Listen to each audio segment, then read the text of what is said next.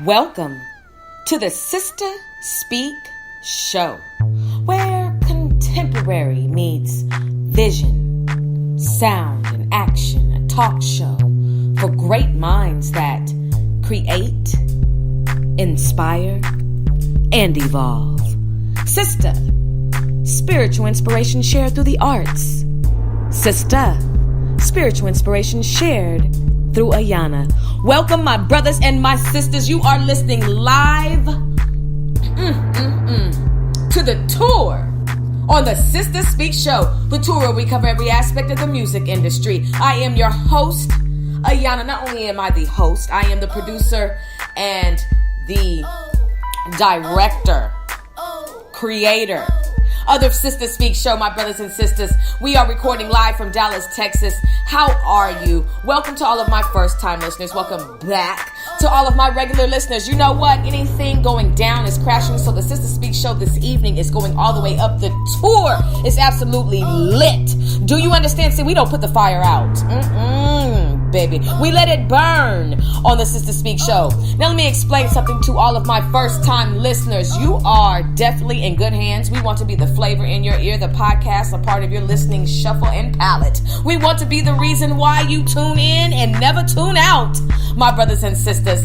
You are listening to a 6-segment platform, my brothers and sisters. And in each segment, you can catch special guest interviews, live performances, in-studio interviews, and live on-location reports. Now catch this. The Sister Speak Show consists of special guests who are dynamic and impacting the communities with their passions. These special guests are phenomenal. These special guests, oh my goodness, I gotta just go on and on and on. It has been predestined for us to come together. The Sister Speak Show is a talk show that will keep your mind and your soul informed, energized, and encouraged. We are a cultural renaissance platform that influences a climate that is conducive to who you are and who you should be. No reckless entertainment, just responsible listening nourishment. We don't go dumb. We go wisdom on the Sister Speak Show, and it is about making the known known, my brothers and sisters. So now that you understand why you are listening to one of the dopest podcasts, a syndicated podcast on Amazon Alexa, a podcast that not only you can listen to through Spreaker, through Amazon Alexa by just saying, Alexa, play the Sister Speak Show. You can also listen to us on iHeartRadio, TuneIn Radio, Tumblr, SoundCloud, YouTube. Oh, yes, big ups. I'm so excited about the expansion of our territory. So understand this, my brothers and sisters, you are in for a treat this evening. We definitely have a special guest. I just love it. The month of June has just been a blessing. Every single month, the Sister Speak Show will be a year old. Okay? August 6th of 2018. So excited about that, brothers and sisters. So this is what we're going to do. We're going to go ahead and play these commercial breaks. And after that, we're going to be back on the other side of this. And I just need to tell you this. Please put on your seatbelt. And please understand this. This is a show for mature audiences only. Get out of your feelings and get into your healings. When you are listening to the tour, we keep it real, we keep it raw, and we keep it righteous because we're here for you. Oh, we uplift? Definitely. And we rebuke. Get ready for the Sister Speak Show. Get ready for the tour. Because like I said, we have a special guest. We're live. You know, the weather is it's beautiful, but it is absolutely toasty. But we're alive. We're blessed. Stay tuned. We'll be right back after these commercial breaks, okay? Listen live tonight to the tour on the Sister Speak Show from Fayetteville, North Carolina. My special guest will be CEO for SJYP The Movement, North Carolina, Dominique Clark. Dominique and I are going to discuss her role as a CEO, her thoughts on the music industry, and so much more on the tour, where we cover every aspect of the music industry on the Sister Speak Show, recorded live and on demand from Dallas, Texas, where contemporary meets vision, sound, and action. A talk show for great minds that create, inspire, and evolve. Listening to the Sister Speak Show is even easier now with the new abilities available from Spreaker Skill on Amazon Alexa. With Spreaker on Alexa, you can now listen to the Sister Speak Show from even more places from all around the world. You also have navigation control, fast forward and rewind podcasts to make sure you never miss a second of your favorite show. And then you can ask for show recommendations like the Sister Speak Show, where contemporary meets vision, sound, and action. A talk show for great minds that create, inspire, and evolve.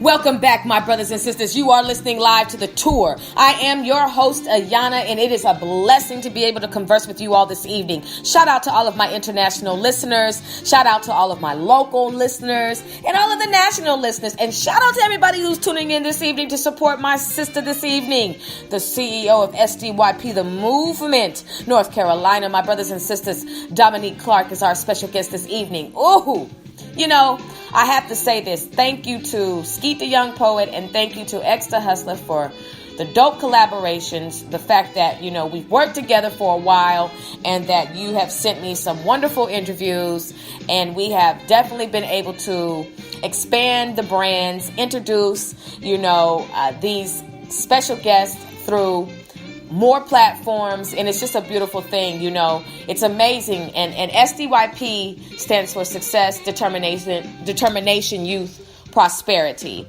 And, you know, to be able to link up with young, energetic, vision-oriented brothers, you know, and sisters, it's a beautiful thing. So thank you so much for this interview. My brothers and sisters, look, we're going to get right into it because there's just a couple of things that I want to converse about this evening before my special guest calls in. You know, when you talk about a CEO, that is a term that a lot of people want to have, but they don't understand. Some don't understand all of the hard work that goes into being a CEO. It's more than just the letters, you know. It's a lifestyle. It's a discipline.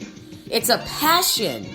And there are some CEOs who abuse their power, their privilege, and their prosperity. And they really shine a dark light on the entities that they represent. And then you have wonderful CEOs that are in tune with the people, dedicated to the grind, wants to see everybody win, knows that everybody needs to eat, not trying to rob, you know, not trying to, you know, pocket more than what they're supposed to, just really doing their due diligence and just, you know, a righteous CEO. You know, I'll just put it to you in two terms. You either have a wicked CEO or you have a righteous CEO. And for my guest calling in, you know, I just have a few questions, you know, about her role, and especially being a woman, and then a woman of melanin to, you know, to come into the industry and just her journey, her perspective.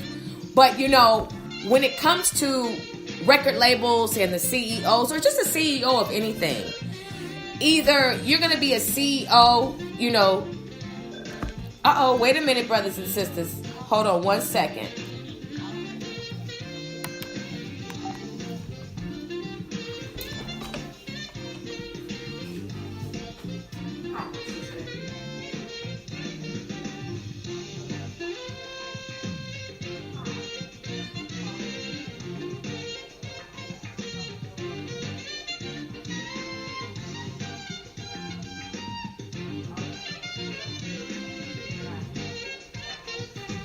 Okay, brothers and sisters, I apologize for that. We are back, and we are back live, brothers and sisters. So anyway, you know, when it comes to a CEO, when you think of those initials, it's just like, okay, are you, you know, the chief executive officer? Are you a CEO, which means you can't effectively operate? Because, you know, I've run into a lot of people that say that they are CEOs, but there's nothing about them that even denotes, promotes, or resonates that. You know, don't know how to carry themselves, can't speak. You know, like I said, just traits that just don't represent what a CEO should be. So, you know, to aspire to have that title, brothers and sisters, you really understand that you've got to be able to read, be able to write, be able to dedicate long hours. And you have to really have a vision. You know, I heard the other day someone say, let me not even mess that up.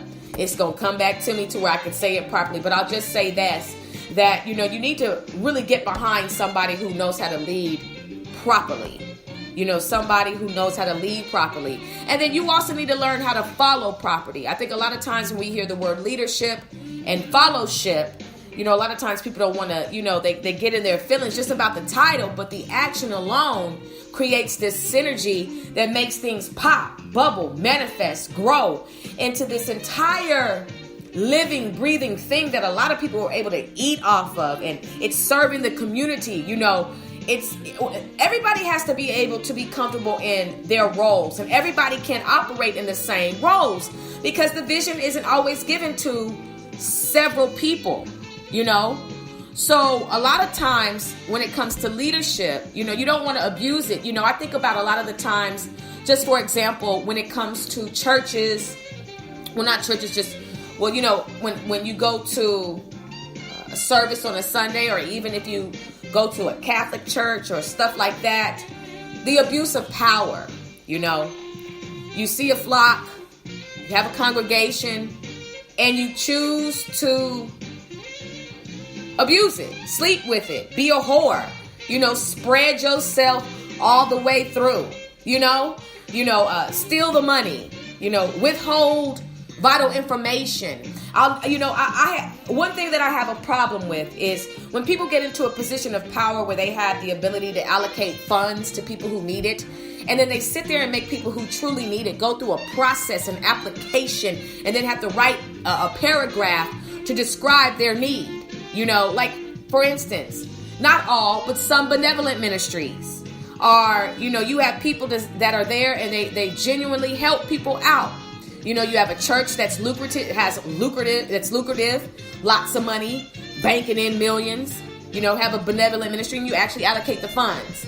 And then you have some who brag about how much money they have, like to show how much money they have as a whole church, but when it comes to the benevolent ministry, don't want to give any money. But what are you saying? I'm talking about people being in power that have the nerve to be arrogant, that have the nerve to be selfish, that have the nerve to make people who are buying into this belief, this thing, to actually write several reasons why they're in need. as if that's not already a given. Okay? He shall supply all my needs. Well, that's an indication that I have needs and there are vessels. So, I've been in situations where I've seen the benevolent ministry turn down somebody who did not look like they needed it, but really needed it, and I've seen it come from the head on down.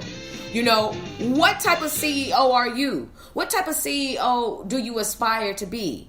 How do you run your company? How do you speak to your employees? Do you treat everybody the same? Are you, having an adulterous affair with your secretary?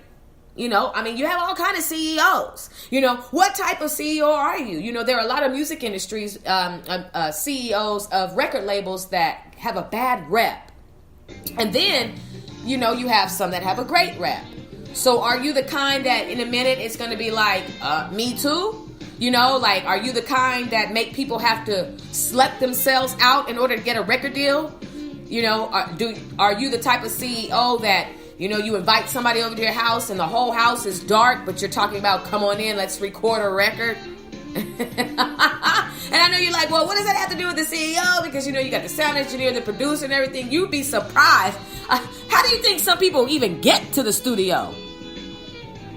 Oh, okay. The casting couch is real. So when it comes to your desires to be head in charge, have you thought about how you would actually do it? What are your stories about your encounters with certain CEOs? I think that power is a beautiful thing when used properly. But when it is not used properly, it creates a lot of total devastation. And a lot of times, a lot of people end up getting the raw end of the stick, the rough end of the stick when it comes to the music industry, my brothers and sisters. Brothers and sisters, calling in live to the Sister Speak show is my very special guest, Sister Queen, the CEO of SDYP, the Movement, North Carolina, Dominique Clark. Let's give this sister a round of applause. Oh, of course. So, my sister, first of all, how are you doing this evening? I am doing fine. I'm very blessed today. And yourself? I am doing well, and I appreciate you, and I thank you for calling into the Sister Speak show. It's rather warm in Dallas. However, you know, we're managing. We're getting a cool breeze in the areas that we need it, so we good. You know what I'm saying? What's the weather like over there in Fayetteville? It's actually beautiful here, too. It's actually really nice today. Yeah, what's the temperature? Over here, we're about 94 degrees to a million. I believe it hit about 85, 86 today. All right, then. Summertime it is. Well, my sister, you know, first of all, I send a shout out to X the Hustler for hooking up this interview, you know, to the whole SDYP, the movement, Skeet the Young Poet, because, you know, y'all tough, y'all strong, and y'all got it going on. So we're going to get right into this interview, you know, relax, feel comfortable. You know, we're just going to have a great time. Two queens vibing out, just getting to understand your journey, your passions, you know, your take on the music industry, your involvement with SDYP, and maybe a couple other, you know, Sister Queen topics if you don't mind. But, you know, okay, all right. Well, we're going to go ahead and get into it. So, first of all, when did you discover that becoming a CEO was your passion? That would be when I was in school for my business degree some years ago. Mm-hmm. And I don't know, it just kind of came natural. I took up business administration. Okay. And completed the degree, my associates. And at that point, by the time I found out about SDYP, at that point I knew I was ready to use my degree. Wow, that is amazing. So take us through that journey of school, because, you know, school is for some and it's not for others. But, you know, if you do go that route, you know, once you finally get through that journey, you know, it can be rewarding. So what kept you going, you know, to get your degree? Because there's a lot of listeners who have college credits but haven't completed. You know, there are a lot of listeners that are in school right now and trying to balance work and school. Some that are in school full time, you know, and some that have a fear but want to go. So just take us through that journey. How did you press through with that? So for me, my mom influenced that, actually. My mom is an accountant and has been for some years, many, many years. Mm-hmm. And I kind of got that aspect of it from her with going to school. I actually got my degree online at the time, and I felt like that was a little bit easier because my learning style, I just prefer to be at home in my own environment, you know, and that is what I did. And as far as the downs to that, the pros and cons, if I had to say for anybody that is interested in going for any sort of degree, it's definitely time management, study management, knowing what your goal is, because there are, in some cases, people that go to school and get degrees in things that they really probably won't go into field-wise. Mm-hmm. So if you know that that's your goal, no matter what the field is, I say go for it. Yes. Nothing needs to tell you but to try. Yeah, well said, well said. And so did you encounter, you know, what was the demographics like at school? Because I went to Cal State Hayward. Now Cal State East Bay. I got my BA in speech communications, and we made up 1% of the school. Being online, that's kind of a hard question. Okay. You know, because you're not seeing people. So to know the demographic, I know my classes though, because we did have discussions with other classmates. Right. You know, it was about the same, like a 1%. Yeah. Yeah. And again, I sidebar back to my mom, because she's the one that taught me that you have to, the diversity and understanding that sometimes your skill and your education is going to put you in corporate America. And that was what I kept in front of me. And that is what got me pretty much to where I am in completing my degree. That's amazing. And so for online, taking an online course, because I know that is a route that a lot of people go.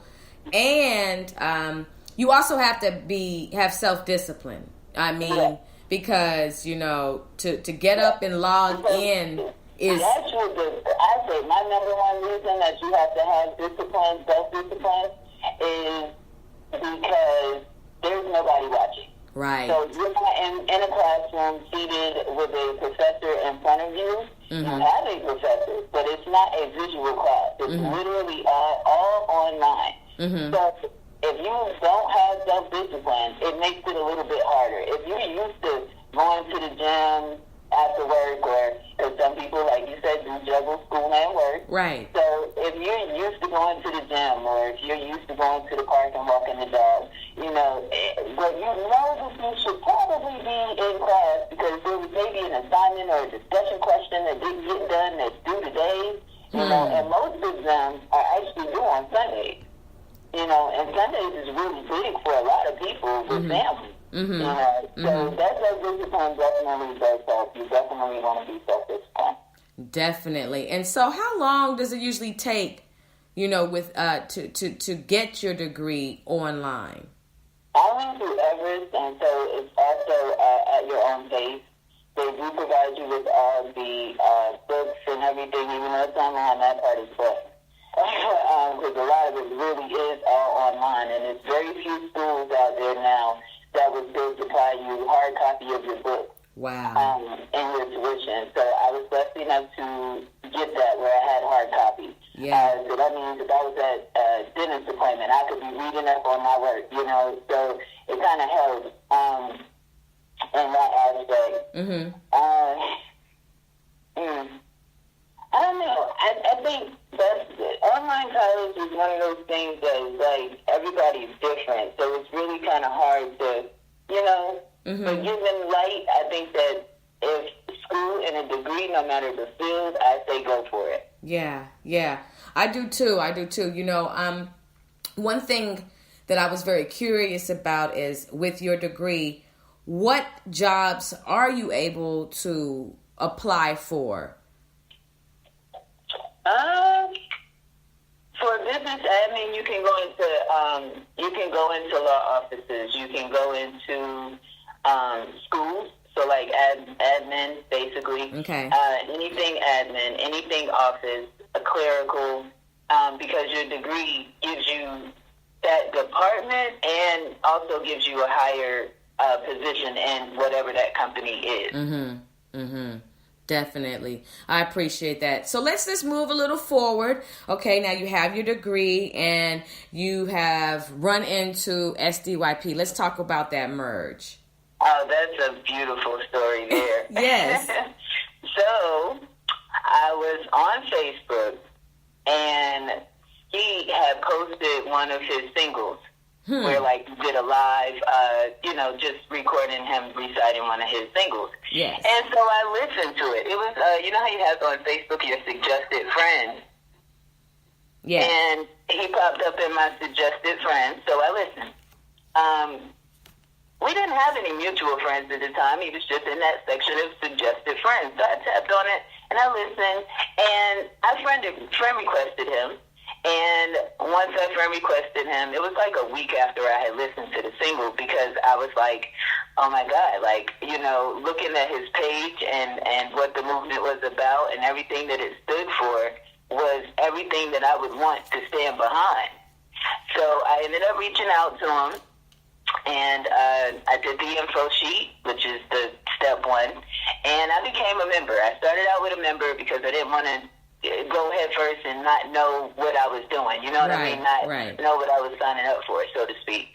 So I started out as a member, and then I worked my way up to administrative.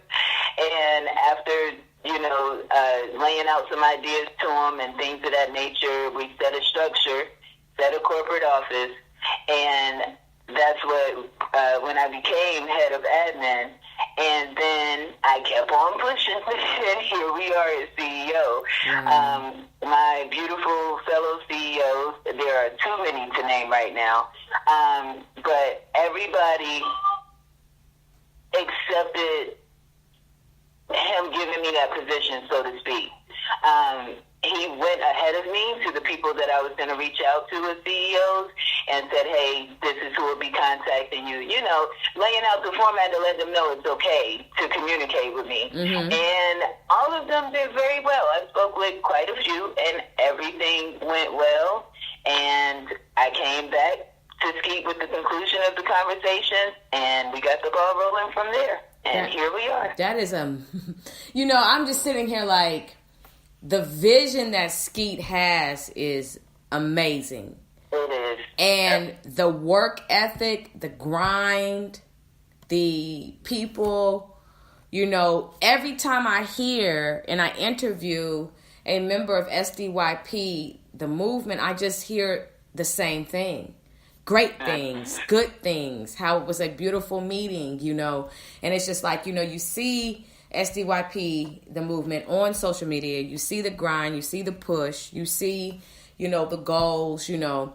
And I have interviewed several SDYP, the movement members, you know, recording artists, CEOs, just the whole everything.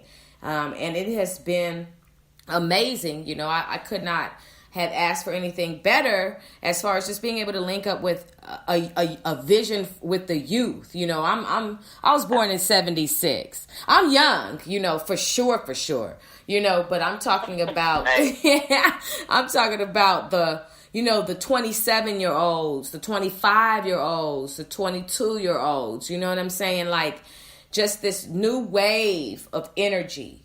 This new wave of hustle and grind is just, it's impeccable.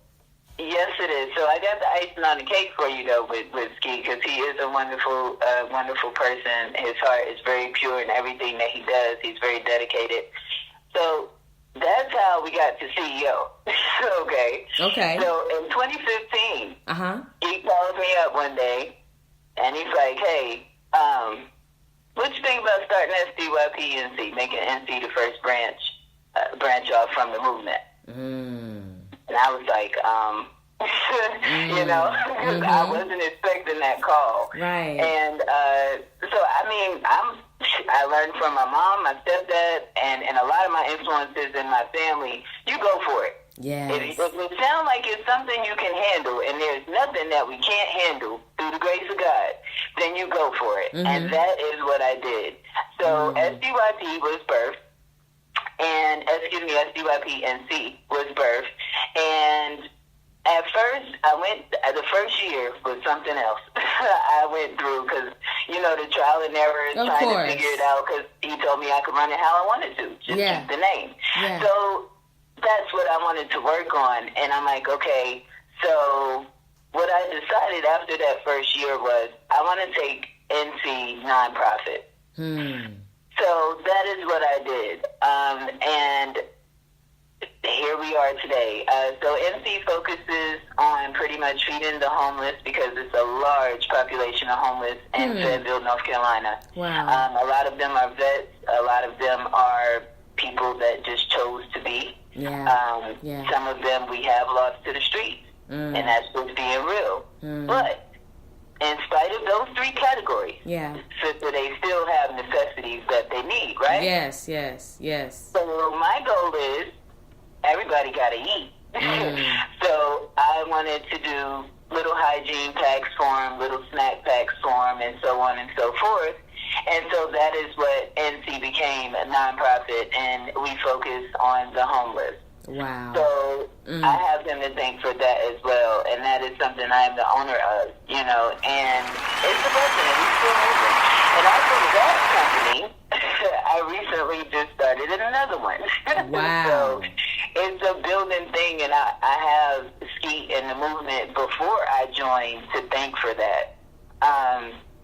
So yeah, it's one of those things we get blessed every day with. And you know, brothers and sisters, you are listening live to the tour where we cover every aspect of the music industry. I am your host, Ayana. My special guest is the Sister Queen, the CEO of SDYP, the Movement NC, Dominique Clark. And you're being blessed to listen to wisdom and the vision. You know, a lot of you all continue to listen to this show, and you know that SDYP, the Movement, has been featured on the show a lot. Do you see why now? You keep seeing it. You know, when I say that, you know, impacting the communities with their passions, well, then now here you hear it. You know, the proof is in well, I don't want to say pudding, especially after the Bill Cosby incident, but I'm going to say the proof is in the round table pizza that I so desire to eat. Okay, no, but seriously, no, but the proof is there, brothers and sisters. And, you know, when you are given the charge to go forth, you know, like you're going to have to bump your head. You know, there's some things that you're already equipped with, but overall, a mission is where it's at. We cannot walk around this lifetime without a purpose, without a mission. And it can't, and it has to be a mission that is birthed, and it has to be a mission that's going to serve. And so, you know, not only are we looking at the aspect, okay, of music coming from SDYP, the Movement, but then now you're looking at the aspect of philanthropy. You know, we're getting back into the communities, giving back through, you know, the hygiene packages and, you know, feeding the homeless and things of that nature, and having a concern. You know, somebody has to be concerned. You know, a lot of times people are always looking towards the plantation house for help.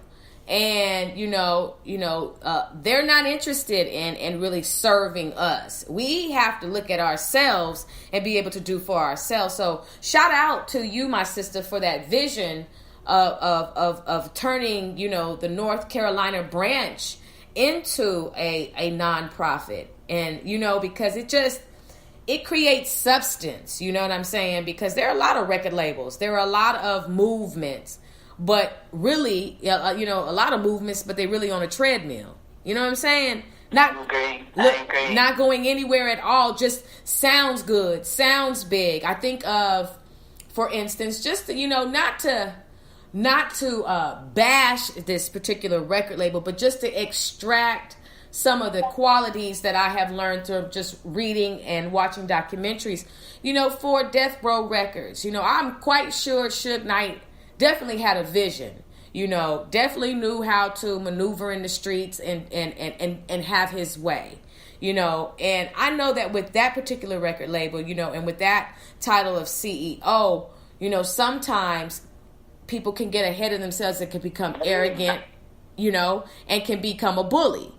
And a lot of times, you know, I just listened to some of the testimonies from some of the artists, and they said they saw a lot of things and saw a lot of violent situations, you know.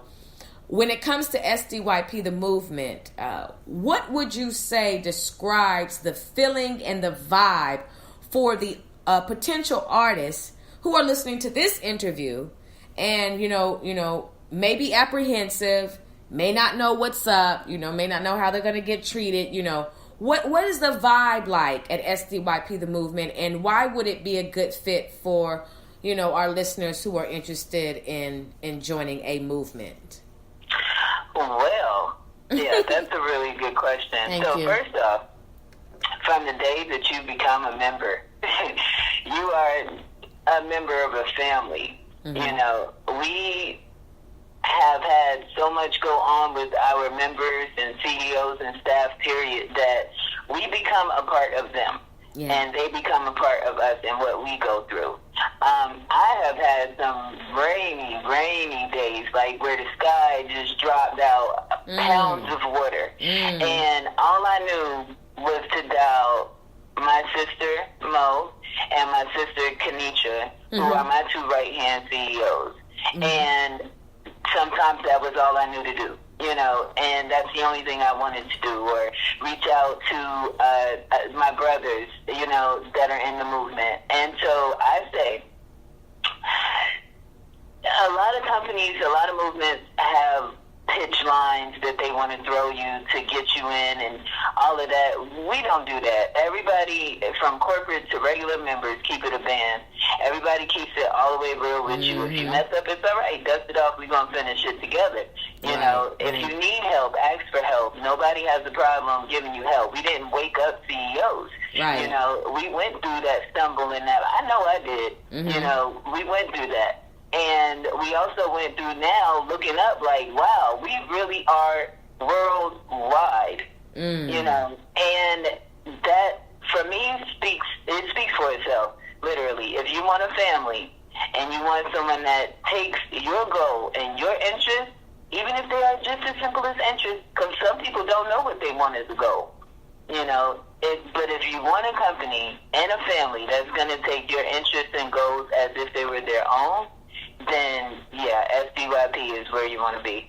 Definitely, definitely. And I like the fact that you said, you know, if you fall down, we're going to help you get up. We're going to finish this thing together, you know. And that's the thing about it. We all must experience trials and tribulations. We must all go through the necessary, I'll say, prescriptions for our lives, that for our own personal development, you know. And you know, we have to have these days to balance it out. I think good days help us, I'll say bad days help us appreciate good days, you know, and good days help us understand that there are bad days that are coming and that we have to maintain the same disposition.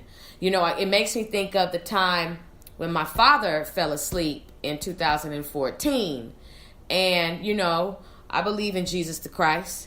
I believe in God the Father. You know, I'm a firm believer, and you know, my father passed away at 11:33, and I had to say to myself, okay, God was good at 11:32. That's right. Yes, He was. And He was good at 11:33, and He was good at 11:34. And that was a trial. A lot of times we're going to be tested on what we shout about, what we fall out about, what we run around the church about. You know, a lot of times we're going to be tested on the things that we say we believe. You know, the affirmations that we speak, the encouraging words, you know, just we're going to always be tested. And I had to experience that was a heavy, heavy trial. And I knew that one thing that I could say is, well, even though this is extremely, extremely hard for me, that now I'm able to relate to everybody else who has experienced it and will. And I can be a vessel of encouragement because I know exactly what it is that they're experiencing. And so we cannot become qualified until we are crucified a lot of the times. And a lot of people don't want to go through the crucifixion. They don't want to go through getting stoned. They don't want to go through persecution. They don't want to go through slander. They don't want to go through how am I going to get some gas, how I'm going to eat. I got to wear the same thing over again. My family's tripping. Okay, here comes another past due notice. Okay, they talk about interrupting my service. You know, whatever, you know, these situations, those times, because see, people sit there and say, God, I want to be famous. God, I want to be rich. God, I want to be this. I want to be that. And next thing you know, you go through some experiences where it looks total opposite of that prayer. It looks like that prayer will never manifest. Boy, you hit that one on the head, sister. You know what I'm saying? Look like that prayer ain't never coming true. But that's because, you know, how are you how you gonna handle it if He were to give it to you right now? Like now, like a lot of the things that we ask for, we're not ready for it.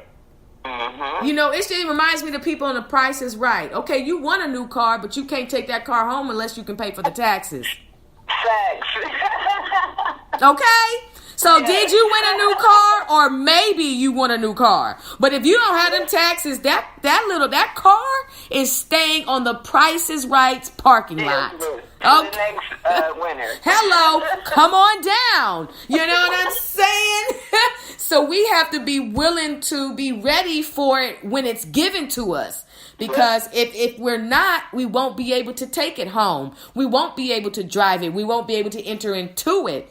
So a lot of times these down times are times for us to prepare. Tell me what are your thoughts about that?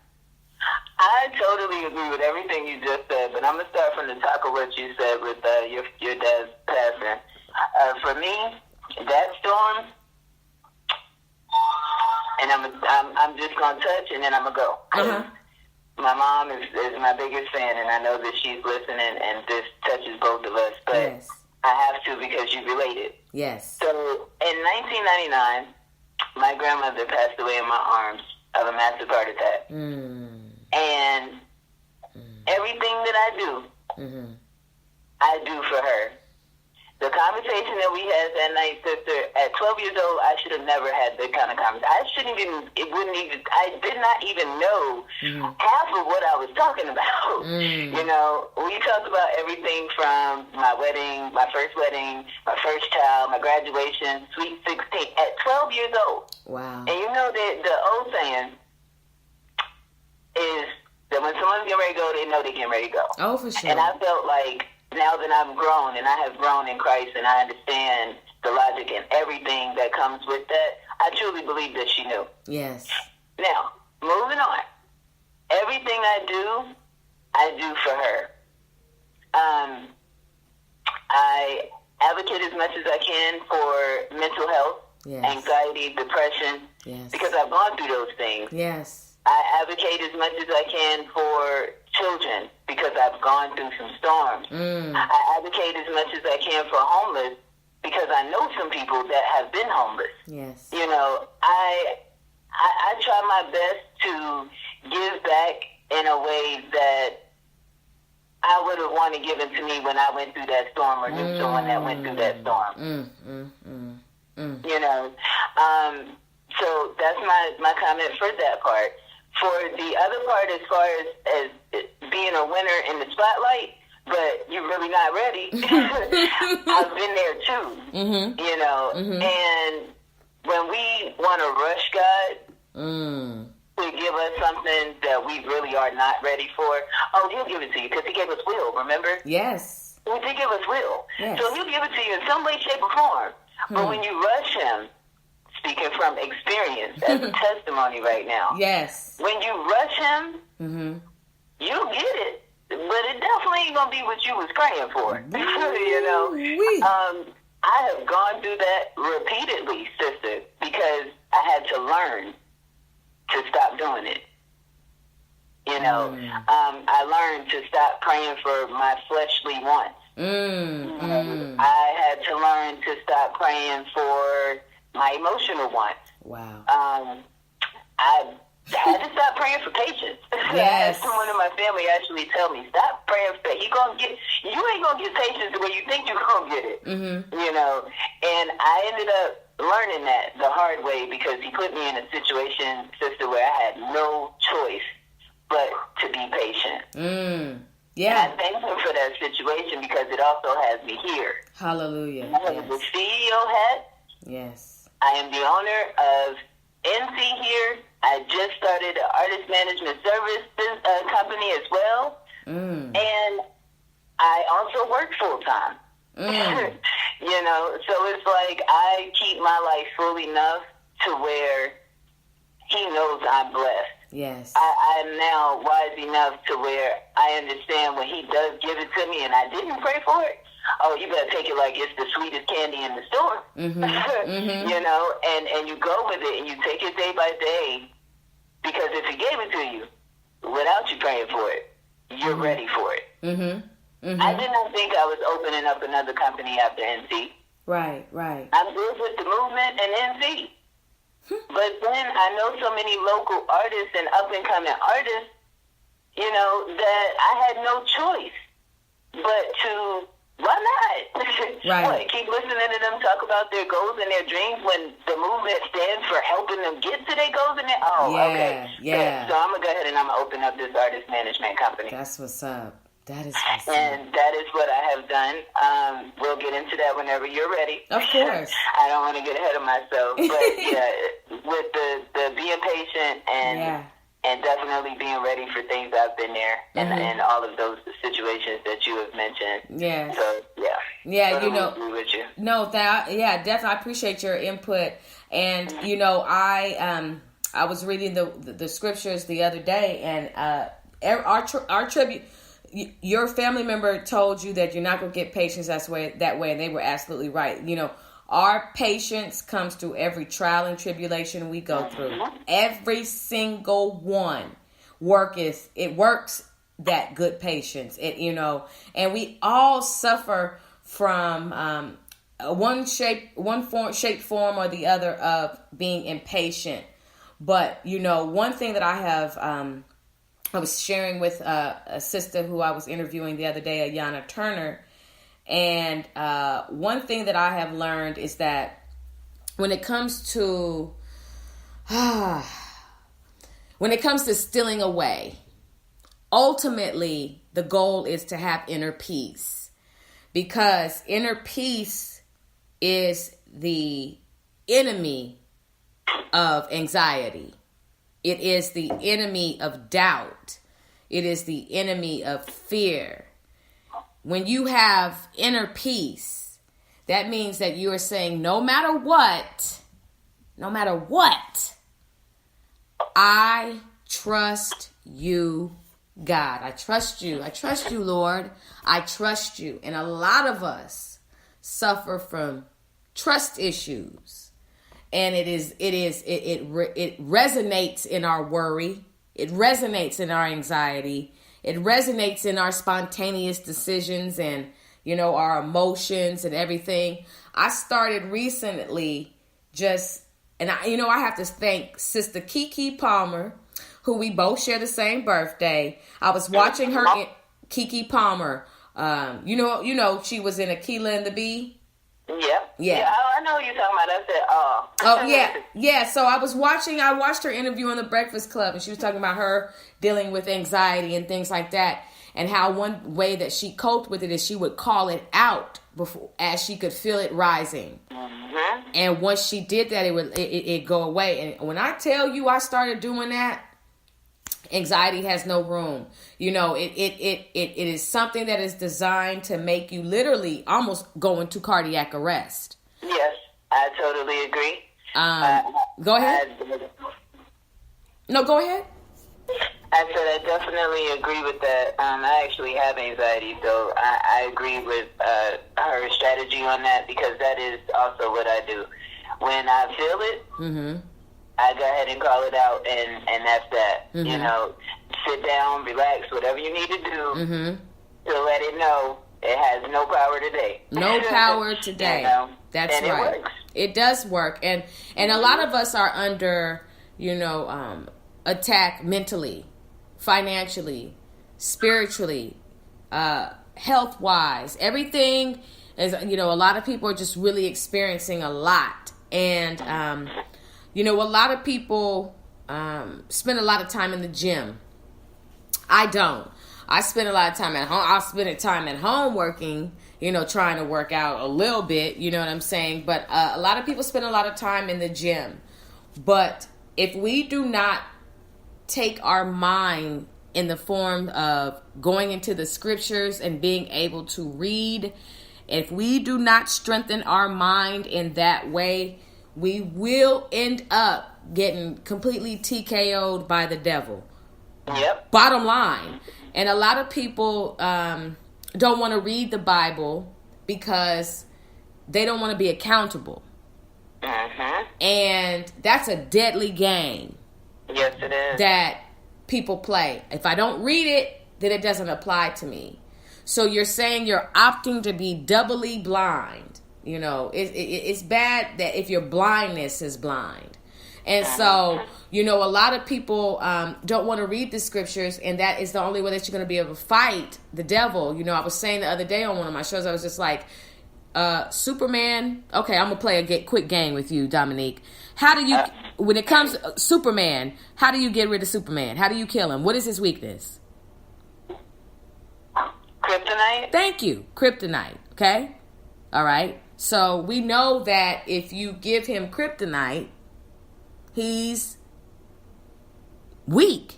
He's powerless. He's not able to function at his full capacity. So we know that if we're in a battle with Superman, that I got to have some kryptonite on hand. Period. Or else he will win. Okay? So let's just say, what was the power? What was the power that Samson had? Where did it lie? Don't you put me on the spot like that. Samson and Delilah. What did Delilah do? She cut his hair. His hair was his strength. So, you know, she knew that if I could cut his locks, he does not have the strength that he would normally have. So we have to be able to understand that our formidable opponent, who holds back no punches, seek, kill, and destroy mission, we already know it. We must be, the Wicked Witch, when it came to the Wizard of Oz, throw some water on her, she's gonna melt.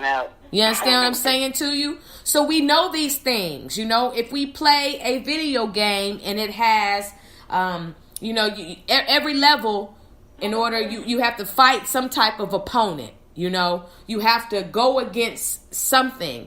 And each time on that level of a video game, you learn how to shuck and jive, how to move, you know, hit the controller, what's going to zap this enemy, how to beat up the enemy. You know, but you're not going to get to the next level and until you beat up that enemy. You're going to have to cross their path, and you're going to have to beat them up in order to get to the next level. That's the same thing with our life. But a lot of times people don't want to fight. A lot of times people don't know how to fight. And so when they stay at level 1 for the rest of their life, never ever getting to the next levels. There's several levels, but they can't get past the first one. Because they don't know how to fight. I agree. You know? And I think that's where we have to, and I'm just speaking to all of the listening audience, to everybody. I just want to encourage everybody. You know, it's real. I would not waste my breath or my time. Oxygen is precious. I wouldn't waste my time if I wasn't saying something that I know to be true. When it comes to the devil, if you don't know the scriptures, you're in trouble. Yep. That is a fact. And so a lot of people, you know, I just want everybody to understand that, you know, you're not going to make it in this world without him, without the Lord, period, point blank. So, you know, I just wanted to add that on to our topic, you know, as far as, you know, just the whole, you know, just general aspect of just human beings and just coming into, you know, SDYP, the movement, and the trials and tribulations and being there to encourage. So what are some of the tasks as a CEO? I know that you're dealing with the nonprofit, you know, in North Carolina, but for a CEO in general, what are the roles and responsibilities of a CEO when it comes to a label? Actually, sister, X is the CEO for the label. I handle everything else. So for me, it would be everything from conference calls to meetings to networking, marketing, attending meetings, planning meetings. Mm-hmm. I could go on and on. It's like so much with that, you know. Yeah. And I managed to do it Monday through Friday. Wow. On the weekends, I have to have my weekends to try to get away, you know, get some relaxation. But I still find myself working. Yeah. Either I'm wearing the shirt, so somebody will ask, you know. Yes. Or I'll be walking through the store and hear an artist. You know, it could be as simple as those two things. And so it really leaves me working 7 days a week. But those specific things that I just mentioned are what I handle. Yeah. So that's what the title and for me. I have learned by researching some other companies in the past that each company is different. So what my role is for the movement might not be what the CEO of another company would be doing. You know what I mean? Yeah. But because this is what I've been doing the entire time of being a CEO, it's become my everyday life. It's become what I do for NC. It's become what I do for Dame, which is my new company. And it'll be what I do the rest of my life, really, because it's my passion at this point, you know? Definitely. So, and I'm so glad that you are passionate about that. And I do know that X the Hustler is the CEO of SDY.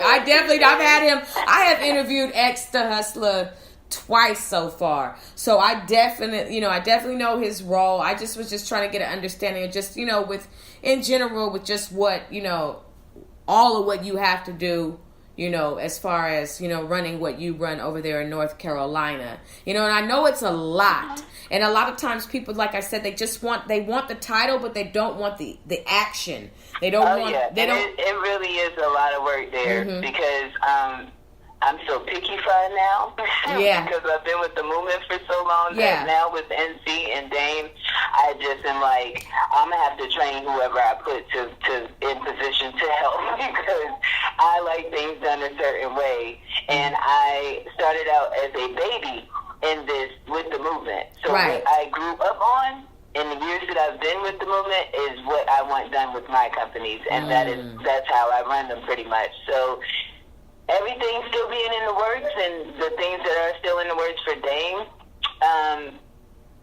that's pretty much what comes with it, as well as grant packages and sponsor packets, and I do all of it from scratch. So it's like a lot. It really is a lot. I'm gonna have to hire a personal assistant at some point. I'm sure. Right now, I got it. I'm good. Yeah, I'm sure. I know. The thing about hiring somebody is just, and I'm all for synergy and teamwork. I understand that, but sometimes you just know you can get it done yourself. You know how you like it.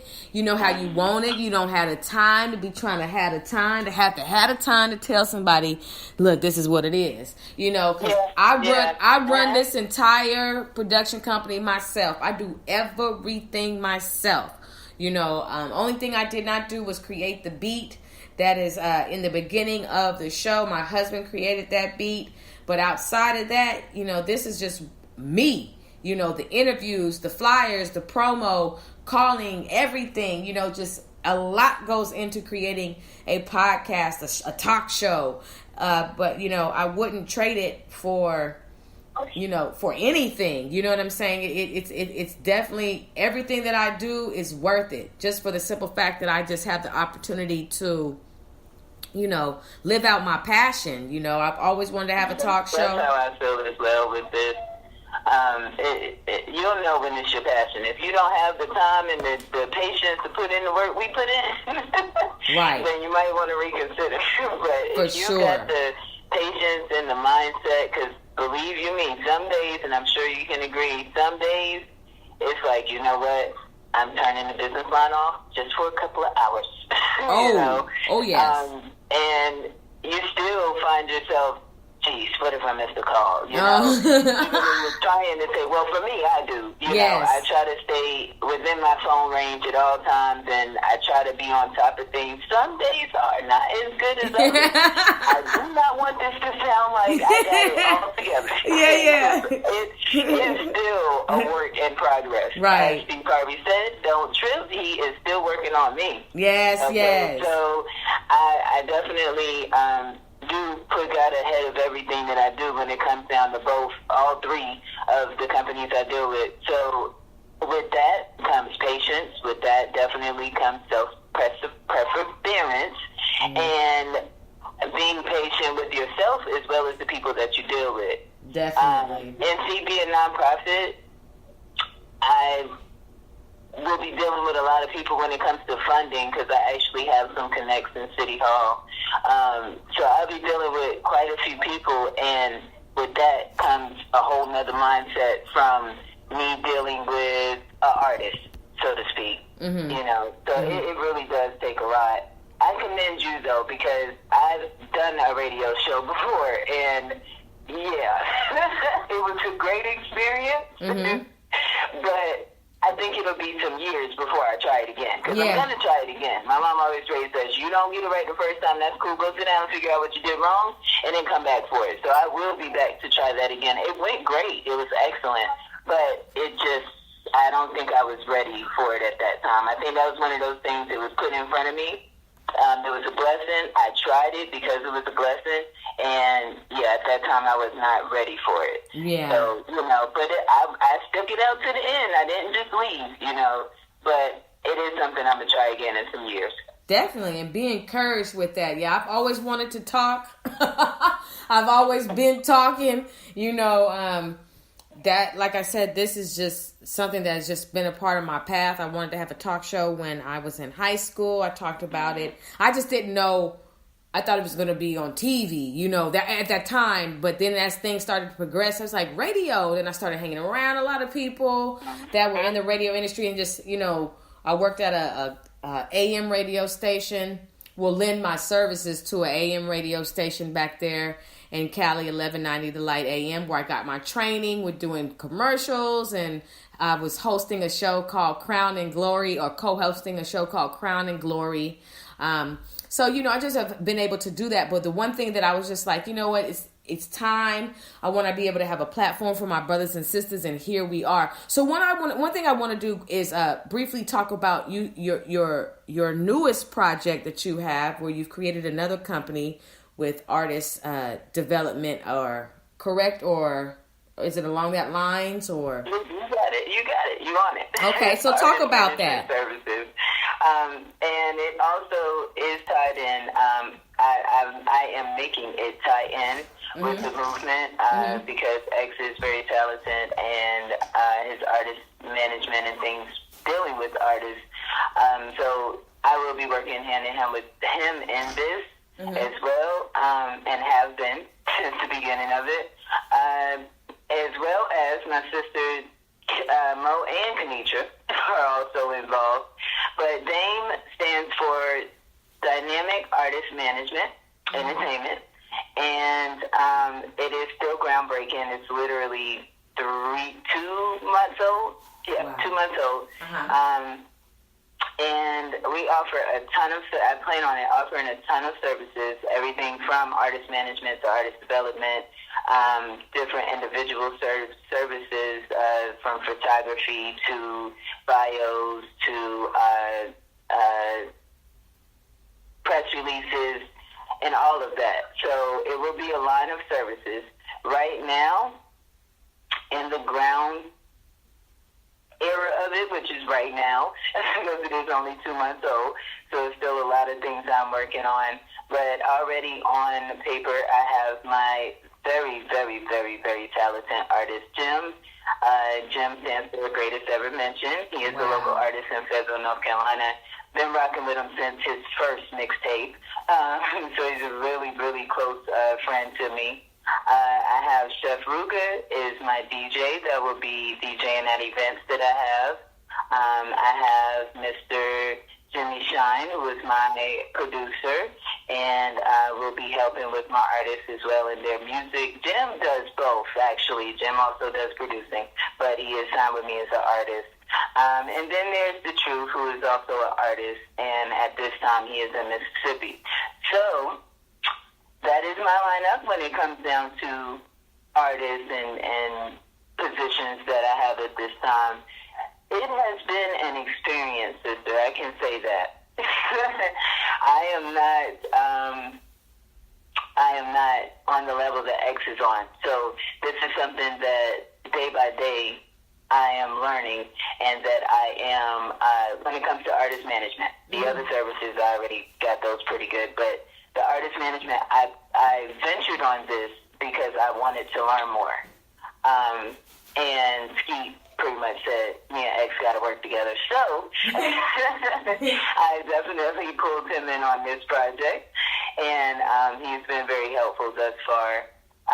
So it's a up and coming project. I definitely would like to come back and talk to you about it at a later date. Oh, yeah. To get it actually up and going. Oh, yeah, definitely. We're definitely going to do that. And I'd love to be able to interview everybody who you just mentioned as well, you know? Of course. Yeah, like I would love for you to hook that up because I am, like I said, I'm very much for, you know, my brothers and sisters who are not celebrated every day, but should be highlighted every day, you know, or be highlighted when it is necessary, because our brothers and sisters spend too much time and too much money on people who do not know them, people who do not care about them, people who have signed a contract that specifically is dedicated towards bringing the entire village down, you know. It's just a lot that goes on. So I want to be able to, you know, interview brothers and sisters who get overlooked, have a lot going on, do a whole lot, and, you know, may even just be trying to figure out how they can get on and how they can get on a podcast or a show and talk about what they do. That's what I'm here for. You know what I mean? Definitely. And the people I named have really been doing this for quite some time. Like I said, Jam Stewart since day one. In the house with the laptop, Pro Tools. Okay. Wow. So, you know, I definitely would love to set up, and I will get on it. I will get on it. I appreciate that. And also, my mind went blank just that quick. It happens. Something that I meant to say to add to that. It's okay. It'll come back to you. It always happens. Look, it happens. It's the heat. That's what I say. It's the heat. You know, it's just life. You know, we all, it happens. Trust me, I'll be in the middle of a live show and be like, oh boy. Oh Lord, look, oh Lord, what the heck was I talking about? Let me try to wrangle this thought back together. You know, it happens all the time because, you know, you got so much information on your brain, you're trying to get it out, you're talking fast. Yeah. You know, it just happens, it happens. But, you know, I just wanted to kind of, you know, before we close out the interview, I just kind of wanted to talk a little bit to you about, you know, your take on the music industry and, you know, the type of music that you were listening to growing up and, you know, your thoughts on how do you think the music industry has changed and what's working and what's not? Well, so I'm going to be so abandoned with you right now, yes. Okay? Right now, if you were in my Spotify, you would find SDYP artists. Okay, and you would find Jim, you would find The Truth, and all my old school music, because I'm an R&B person. I love all my R&B. Rap, when it comes down to hip-hop, I love hip-hop. I'm from New York, so, you know, a lot of our rappers and artists that are out now, some of them are no longer here with us, but a lot of them came from up top, up north, you know, so I personally, when it comes down to hip-hop and how the game has changed musically since Biggie, you know, there is so much to say there. But I'm gonna say this. Those are the artists that I have on my Spotify. It's my SDYP artists. I love their music, as well as my artists that I'm working with within my companies. My old school music is because my mom, my great-grandma, my great-aunt, that's what I grew up on. So I listen to a lot of oldies as well, especially on Sunday. Don't do rap on Sunday. So I listen to a lot of my oldies but goodies.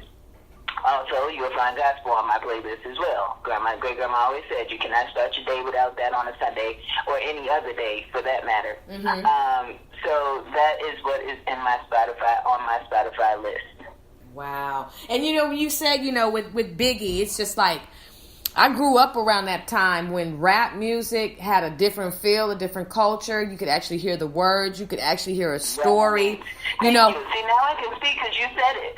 No, it's the truth. Well, look, I was born in 1976.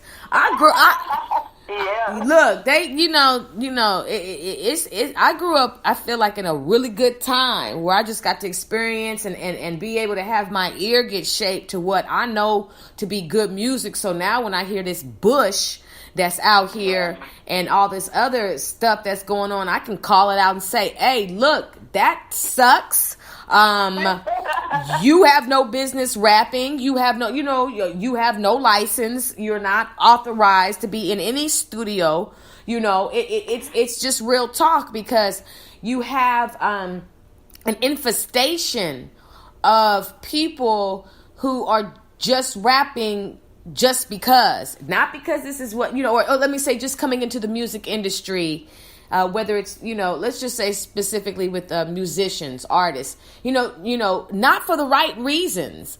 And then they sit up there and then they half come to the studio, half write, half speak, half do everything. And then they're platinum, or they're number one, or they're in rotation. And I'm just like, okay, because to me, it's just kind of like every time when I watch Family Feud with Steve Harvey, when they survey 100 people, where the hell you getting these 100 people from? Facts. Because ain't no way I would have ever answered that. You surveyed 100 people at the bottom of the earth? Like, where the hell is this focus group being held at, Steven? You know what I'm saying? It doesn't make any wisdom to me. So, oh my God. You know the one that kills me the most, sister, really? Huh? We asked 100 married women, wait a minute. Yeah. A real culture. Yeah. Real talk. A real culture. Because some of those questions, Steve Harvey needs to lose his Family Feud card for. Okay? Yeah. Like, really, I've heard some episodes that make you be like, borderline. Yeah, borderline creepy. Like, yeah. Mm-hmm. Yeah. Because when you'll be in the kitchen watching the TV. In the room, and then you go in the kitchen to get something to drink, and you hear the question, and so you'll answer out loud. I've had this happen a lot. I'll answer out loud, and then it'll be wrong. Yeah, me too. Yes. Oh, that's the worst. No, that is the worst. That is so funny, because I think we all have done that. And see, I have even said to myself, because this is crucial, because you got to be honest with who's in your family. You can't, when you're a little kid, you see some things and you kind of like, oh, okay, whatever. But when you get older, you're like, nah, something is off. Like. One of the things that I grew up on that are like Bible to me, those things that just, you sit your tail down when there's a storm. You know what I mean? Things like that. I'm learning and noticing now as an adult, I have gotten so angry at times when I'm out eating in public, and the child is doing whatever the child wants, talking to the parent however they want. So, you were born in 76, right? Definitely. We're like really young, right? Definitely. Right? So, I don't know about nobody else, but back then it wasn't called child abuse for you to be picking your teeth up off the floor for disrespecting a parent. But back then it was called, That's what it was called, because the next person next to your mom, when you did that crap, is like, I did the same thing. Yeah, I found where you messed up. Yes. And you get a tail whooping from the neighbor that caught you, and then you still get one when your family get home. Like, they don't, it's not like that no more, sister. Now, you got I don't know who created it. I really, really don't. But now you got kids on leashes, just so they don't run off from their parents. I'm just saying. Those are some of the funniest days when you get to go to Walmart and see the leash. Yes. And it's so sad to me. And let me say this first and foremost. I am far from racist. My mom works in corporate America. I have worked in corporate America with different races of all kinds, height and weight and everything, okay? So I'm far from racist, okay? But I grew up knowing that because we were born black, that we already got a strike against us. So when I see some of these other cultures, and it's not what I was raised on. It's like foreign to me. You know what I mean? It's just, it's like there's no way that this could have happened in 76. There's no way that this could, I was born in 87. I'm only 30. Wow. But there is no way that this would have happened. Right. I was raised in New York, born in New York, in the Bronx, raised on Webster Avenue. I'm gonna be honest. I gave my mother a pure tea devil. Okay, but it paid off. You know why? Yeah. Because she was a parent. Yes. And when we got to the point where, okay, you want to listen? All right, bet. I'm gonna let you bump your head.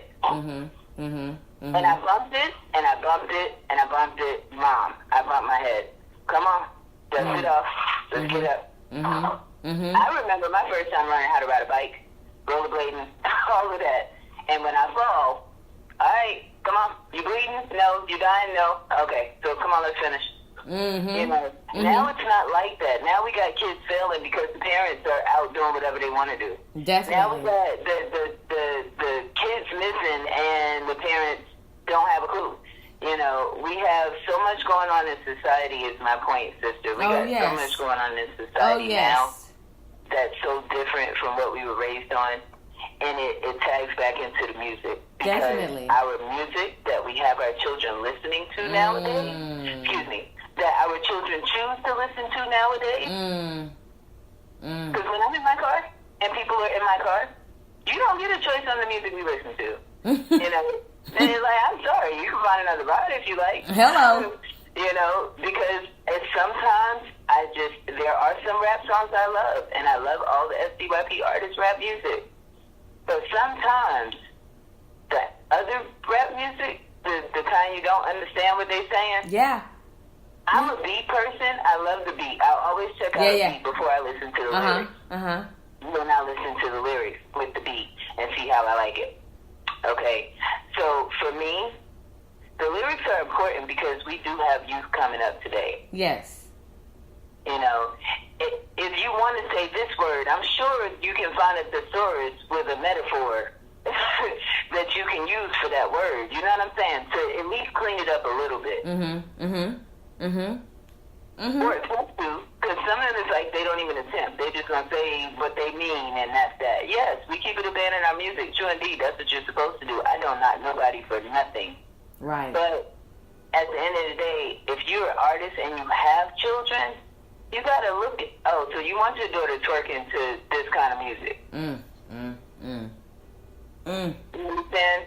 So it's like, at the end of the day, my opinion on music, I really don't share. This is the first time I have actually gotten to share my opinion on music. I appreciate it. I do take it back that far. I really do go that deep. You have I go all the way back to what I listened to coming up. Oh, come on, sister. I know you remember Hole in the Wall.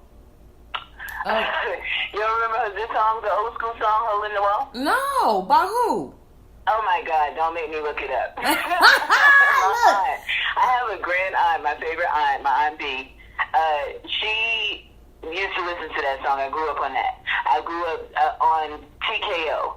I grew up on, oh, God, I can't even think of so many songs. But a lot of old school stuff before my time is what I was raised on musically. Yeah. You know, and to hear the difference, it's like those artists from back then that are no longer here, I'm sure they done turned over in their grave a few times.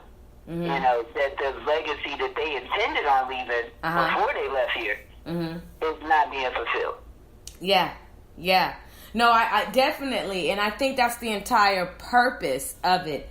You know, I think the entire purpose is to be able to destroy as much as possible because, you know, you said earlier, you know, in no way, shape, or form are you racist. See, me, since this is my show, I can keep it. Look, I call it what it is. You know, if this is what this is, then this is what it is. And a lot of times people want to sit there and say, after you've made a comment that is the truth, a comment that deals directly with what is going on, oh, you're racist. No, I am a factor. I speak facts. And so if this if white people or so-called white people did such and such and such and such, I'm not a racist because I'm calling out what was done. I'm specifically stating facts. People use the word or try to call you a racist because they want to disarm the power in your truth and in your observation and in your calling out. You know, we just have to, you know, of course, you know, I lived in California, which is almost really like a melting pot. A lot of diversity, but the thing about California is that the racism is well hidden. Well hidden. And that's dangerous, okay? And our people, see, for me, I must say this. I would not want to be anything else but what I am. Period, point blank. You know, I believe that to be born within the 12 tribes of Israel, this is just from my learning and my understanding, that is a blessing. Where the curse comes in is the reason why we, as brothers and sisters, and I'm also including the other brothers and sisters, I'm talking about the Colombians, I'm talking about the Brazilians, the Mexicans. Those are all our cousins. Those are our people. The Native Americans, the blacks, you know, and the Mexicans. We are all a part of the 12 tribes of Israel. So within that, you know, it is a blessing to be born into that. Where the cursing comes in is we walked away from God and did not follow the commandments, and he put curses on us. A lot of times people want to figure out, why do we go through what we go through? Why can't we get ahead? Why are we the only group that cannot unify? Why do we have this and so much that, this, and we walked away from God. And then a lot of people say, well, what about the white people? Or what about, look, the commandments were given to us. Yes, they were. They weren't given to them. So in that, it ain't had nothing to do with them. It's about, what are we doing? They still have to deal and answer for all of their wicked treatment, because even though we were handed over them with the captivity, because we're the only ones to ever go into captivity with yokes of iron across our neck. Okay, because that's one of the curses. He said, you all should go into captivity. God put us in slavery. So when people hear that, they get mad because we like to scapegoat other people. But no, our disobedience caused him to create a judgment. And the judgment was for us to go into slavery, captivity. We were handed over. Now, the part where the accountability still is on white people is how they treated us. The wicked treatment. The beatings, the killings, the lynching, the hanging, all of that. They gonna have to answer for that. Oh yeah, you better believe it. You gotta answer for that. You know, because you sparked a lot of conversation this evening. When it even comes to police officers, this surge in the demonic spirits in some police officers, they gonna have to answer for that. You know, they took an oath.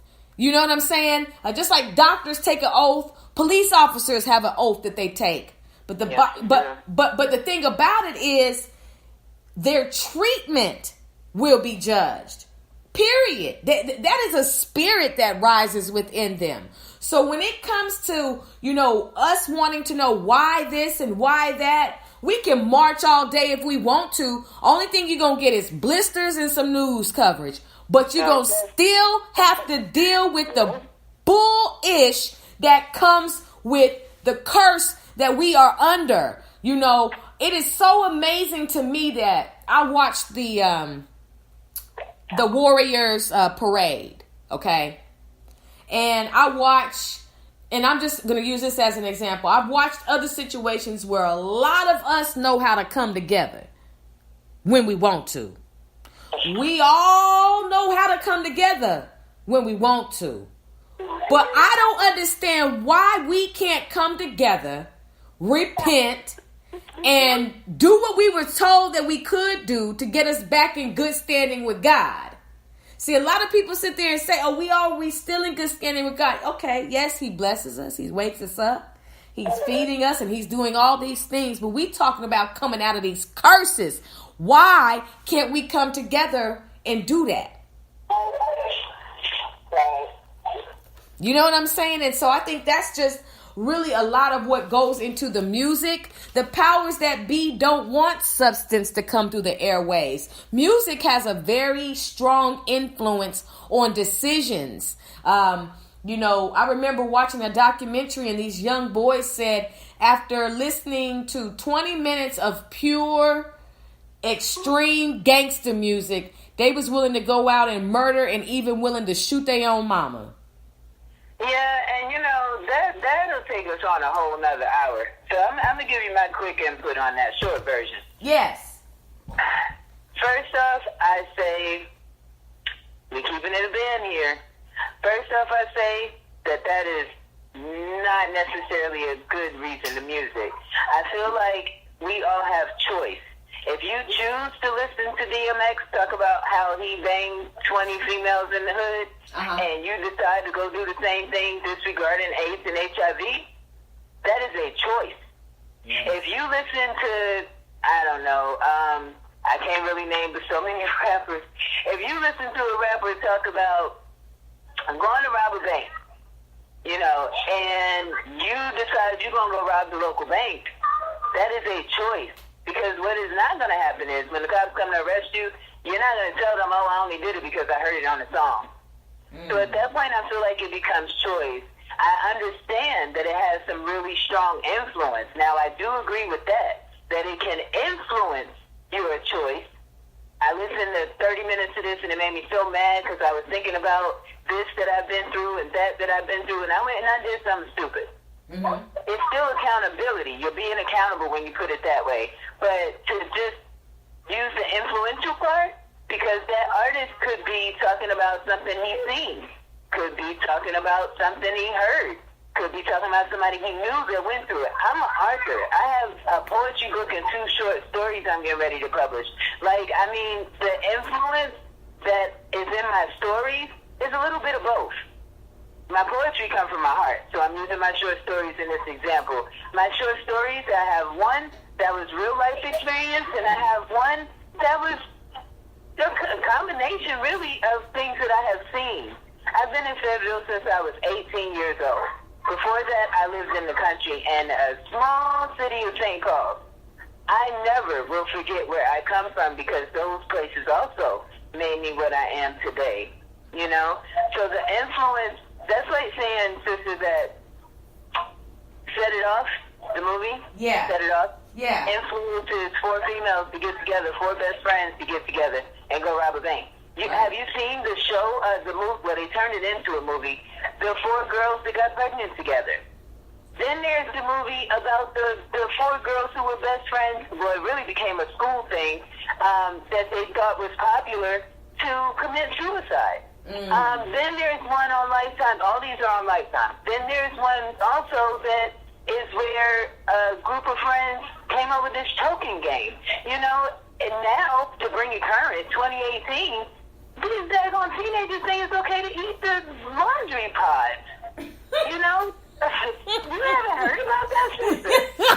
I'm sorry. No, it's not funny. It's not funny. You're not supposed to eat. You're not supposed to eat your laundry pods. So my point is the influence. Where that child got that from to eat laundry pods, I have no clue. I didn't even read the article. Okay, gosh. But it was an article. It got news coverage. But do you know what I have to go through to get a news crew to follow me under the bridge to feed the homeless in Fayetteville? Wow. You said something. You said it. And bring it out. Yeah. You guys didn't. Yeah. You guys didn't. And that is a fact. You said I it. have done it, sister. You said it. And it is a community project. It is a community thing.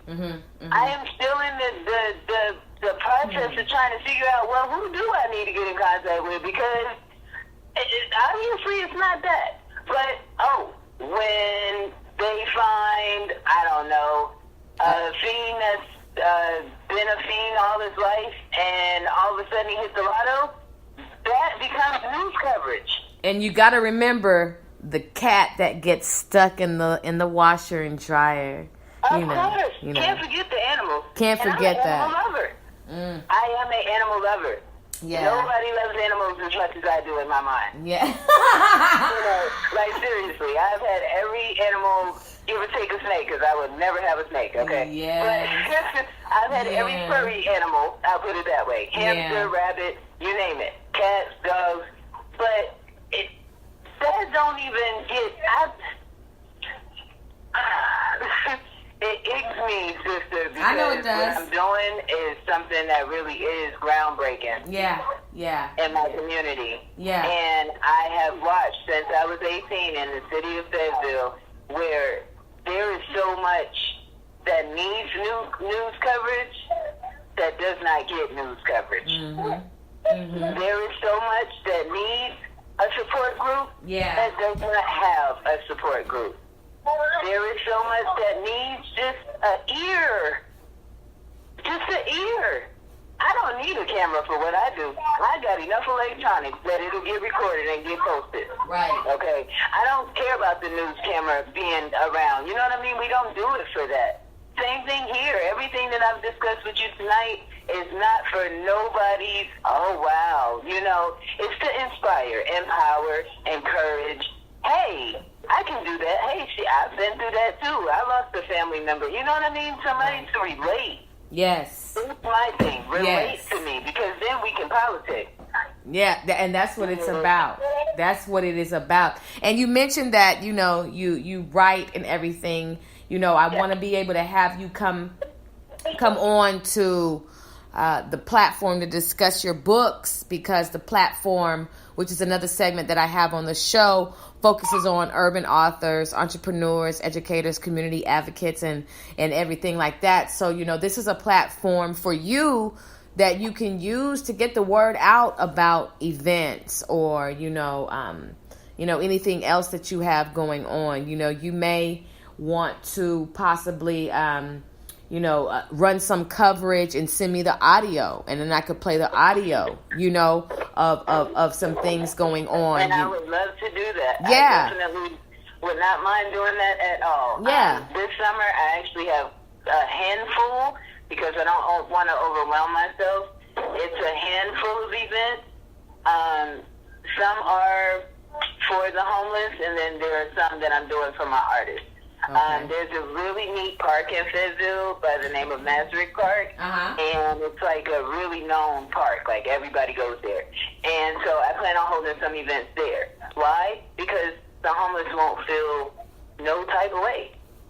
Right. You know what I mean? They won't feel judged. They won't feel, I plan on getting churches involved, my church particularly, and other churches that do the clothing giveaways, that do the food giveaways, that, so I'm trying to actually build something here and keep it going. And my stepdad said it the best, as well as my mom, leaving a legacy. I am trying to leave something behind, that can be carried on. And you will, and you are, and that's what it's about. It's just about, like I said, once you are active in your passions and your purpose, you're really able to go far, and you're able to really, I don't know, it's just something about being able to hone into your areas of service and execute them in a way that just leaves you fulfilled and other people fulfilled. That's what it's about. So, leaving a legacy and really just getting down in the trenches with those who are overlooked, as well as just the overall aspect of what you do is to be commended. I am, to be honest with you, I'm very, very pleased with this interview. I am too. Every time I converse with my special guests, and, especially with SDYP, we have great conversations. We just get to go all over the world in this diverse conversation, and you all just speak, and, I just sit back and I just smile, because I know that the listening audience is hearing wisdom, being inspired, loving the show, loving what you all do, and it allows international listeners to get a feel for what's going on this side of the water. We got a lot of listeners that are from, other countries, And I'm just so grateful because the exposure that everybody gets as a result, from this show. So, Dominique, just being able to converse with you, in this time frame, and just to hear you, your spirit, your drive, your passion. I would have never thought you were 30 years old. I'm going to be very honest with you. Thank you. Let me say this. I have been through some things, sister. There are some things that I have really been through, and I am just not at the point of healing to where I can discuss them. Yes. But I promise you, the way God is working on me, that you will hear about them in another show. Yes. And so I thank him for even keeping me together to discuss how I got to this point, because it has not all been sunshine. It really has not. I did not wake up with a business degree. I did not wake up a CEO. I did not wake up a business owner. I have gone through some storms that was more than storms. They ended up being hurricanes and tornadoes. Okay. So I love where I am at this point in my life, and I'm so not done yet. It is so just the beginning. And I got an inspirational / encouraging one here. Yes. You played a game with me earlier, so I got a question for you here. Yes. What would you consider?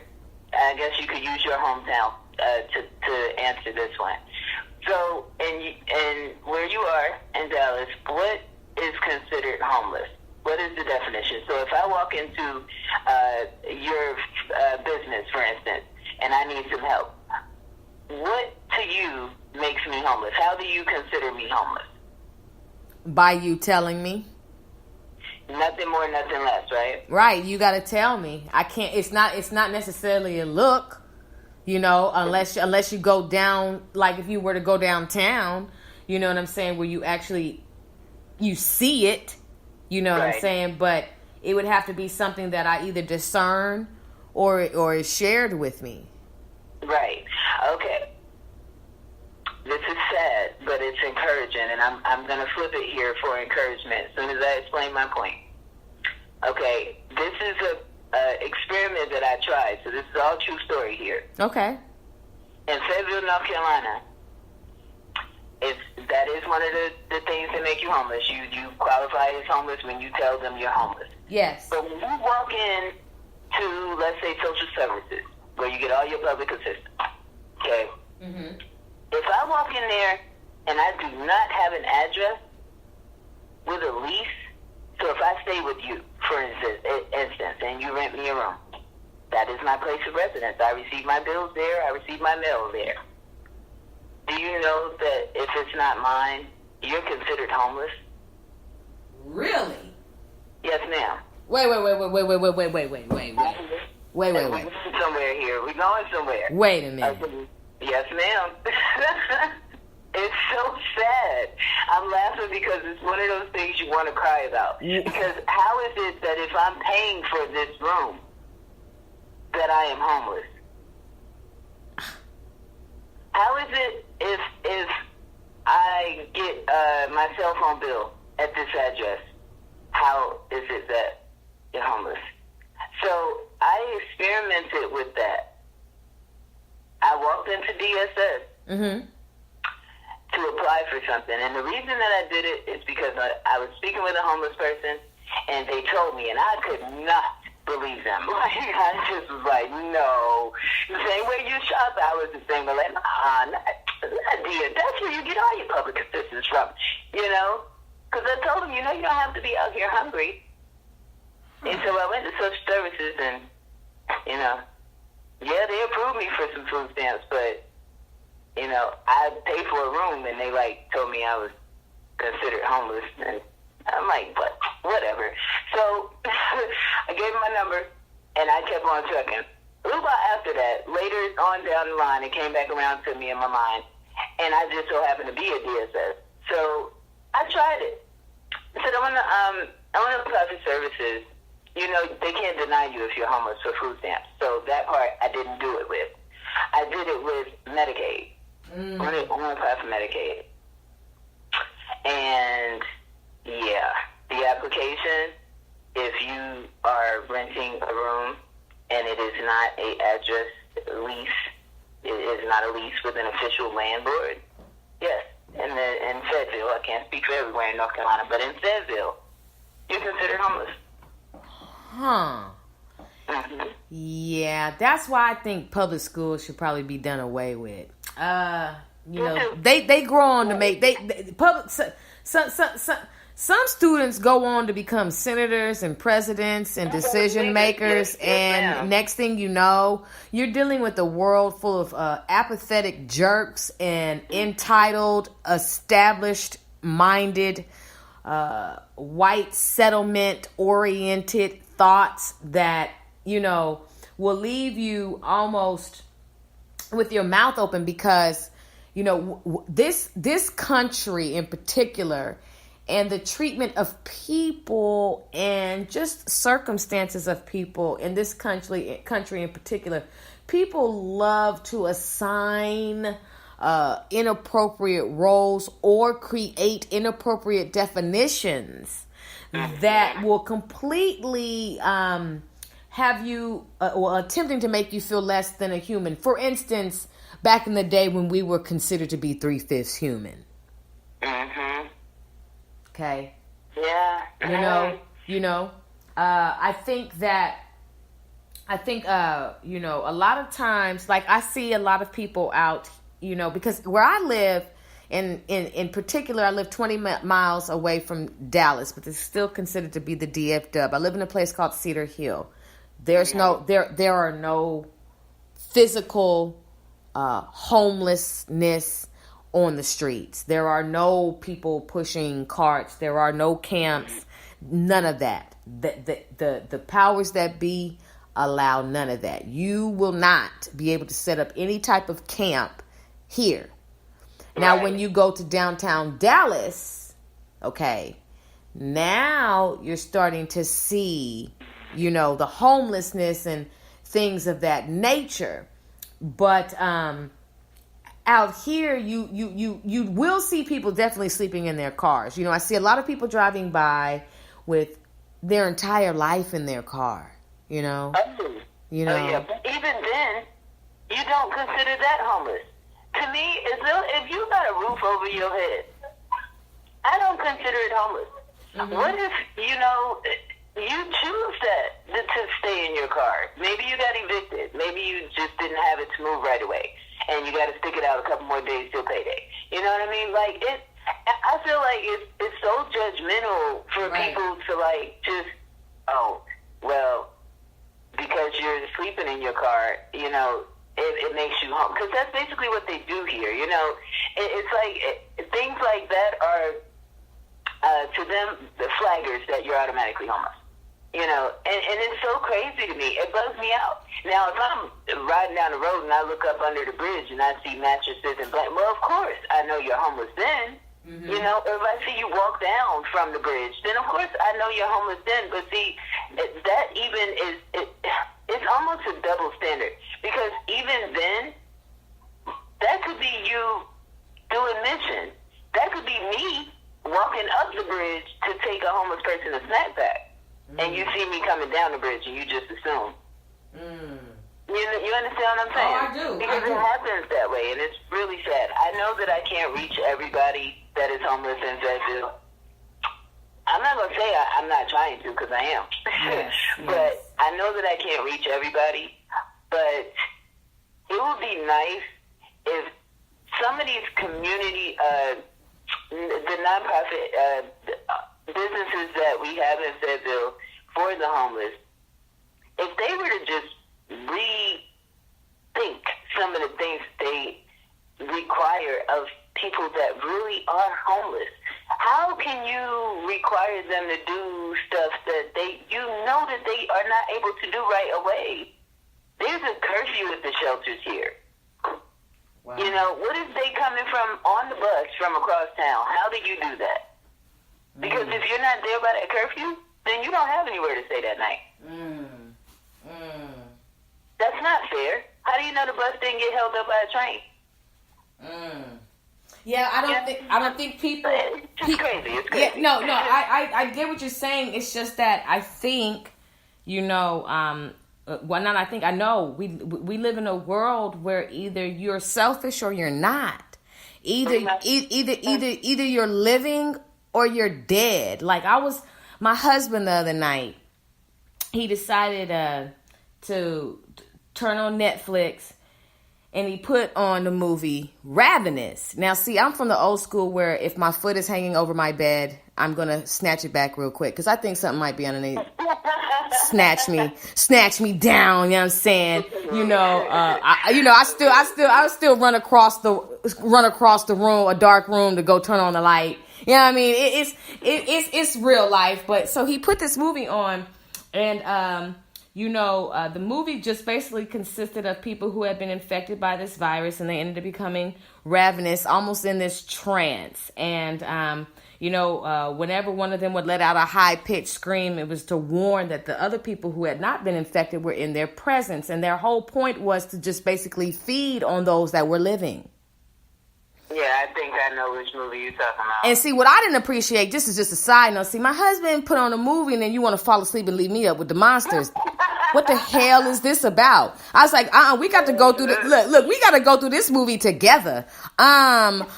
Excuse me, like, you know what I'm saying? If you fall asleep, I'm about to turn on, Different World or something. Yeah. Yeah, something sweet. I love horror movies. I'm a horror fanatic. Yeah. But, some movies. I can watch a whole horror movie, but before I actually go to sleep, I gotta watch some cartoons or something else. Yeah, shit. But look. The cartoons nowadays are just as creepy and crazy. But my whole point is that we live in a world where people are either with the living dead, Yeah. People are literally the living dead. People say, do you believe in zombies? Shit, we live in a world full of them. Hell yeah, I believe in zombies. They're everywhere. Now, this is just a side note. The first time I ever saw a zombie movie was Night of the Living Dead. Now, I don't know what in the devil made that man write that movie, but you talking about anxiety, heart palpitations, because it's just like, what would you do? You know what I'm saying? Like, what would you do if you see a plethora of people moving at zombie speed coming towards one house in the middle of the field? First of all, why do we live here? Why do we got to have the one house in the middle of the field? Mom, Dad, like, why us? You know what I'm saying? Like, what would you do if something like that happened?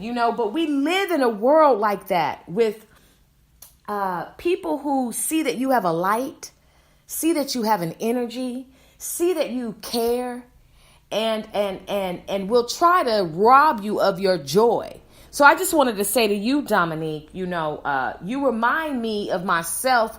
I spent a lot of times in my earlier days, I'm talking about through high school, as well as in my 20s, probably up to about maybe 27. I did a lot of work in the community. I've gone to city hall meetings. I used to work for an anti-tobacco agency. I have spoken at the board of supervisors. We have fought the tobacco industry when they were trying to come into our communities. We were able to get these stores to have an ordinance created to where the stores could not advertise full advertisements of cigarettes, because we found out the tobacco industry said that, in quotations, we target the poor, the black, the stupid, the ignorant, the Mexican. Okay? So, we spent a lot of time fighting and speaking. I spent a lot of time. I even went to the city council by myself one time and spoke to them about the conditions of the school. Now, I now understand that I was supposed to speak to the board of supervisors, but I wanted to go up to a higher power. So when I went to speak, let me tell you, and this is for all the advocates, all those who are interested in politics and still are, because I've retired from that. I do things on a different level now. But for those of you who are still in the grind, still out there on the front line, one thing that you must say when you speak to the city council, because they will ignore you when they open it up for the time for the citizens to come up and comment, they'll ignore you. But this is how you get your attention. When I walked up to them, I said hello, and I used my maiden name at the time. I said, my name is Ayana Autry, and I am not only a concerned citizen, but I am a registered voter. Do you know every single one of them lifted up their heads, put their pens down, and listened to what I had to say from beginning to end? Oh yeah, that right to vote is a killer because their paychecks are made by us as voters. You know, to a certain extent. Like, you would not be in office if somebody didn't vote. So they have to, yeah. When you touch their vote, I know about that one. Yeah, you know, so that's just what it is. You know, that's the type of world we live in. But, you know, I am appreciative, like I said, shout out to SDYP the movement, shout out to X the Hustler and Skeet the Poet. I'm really blessed for this conversation this evening.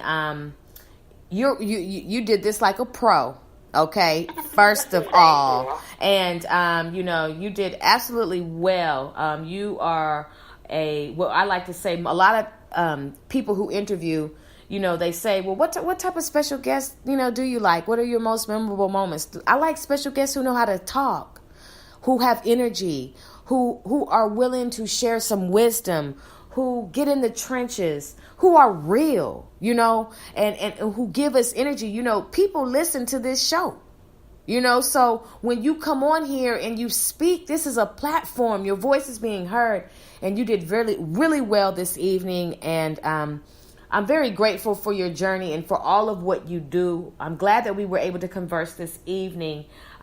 Is there any shouts out that you want to give? But before you give your shouts out, There's always shout outs, you know. But wait, before you give your shout outs, tell everybody how they can get in touch with you, you know, all of your social media information, and then go ahead and give your shout outs, and then tell everybody what's next for Dominique Clark and any other events that you have going on. Okay, so in that order, my social media is my Facebook. You can find me at, I want to say it's the same as my IG, Unapologetically Fearless 30, which is my age. Same thing with Facebook. You can also email Dynamic Artist Management at gmail.com, and that is the email for any interest in Dame. I also still can be contacted at my actual email, which is clark.dominique2016@gmail.com. And that's it for my social media. As for my shout-outs, I do want to shout out my mom who is listening. I also want to shout out Skeet. I definitely couldn't have been here without you both. And X, thank you as well for setting up this interview. My sister Mo, my sister Kenitra, the very someone special in my life who keeps me going every day. Let's see, who else?